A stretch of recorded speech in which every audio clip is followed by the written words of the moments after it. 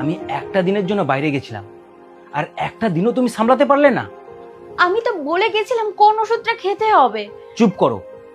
তুমি যদি বলে গিয়েছিলে তাহলে মা ভুল ওষুধ খেলো কি করে? ভাগ্যিস কাজের মেয়েটা এসে গেছিল, না হলে তো মা। ঠিক আছে, তুমি তোমার মাকে জিজ্ঞাসা করো না। মা, ও মা। কি বলেছিলে? ভুল ওষুধ খেতে? কেন পায়েল, এতটা অবহেলা কেন? অবহেলা? অবহেলা কখন করলাম? আমার যতটা সম্ভব হয় আমি তোমার মাকে হেল্প করে দিই। তোমার মা? আমার মা তোমার কেউ নয়।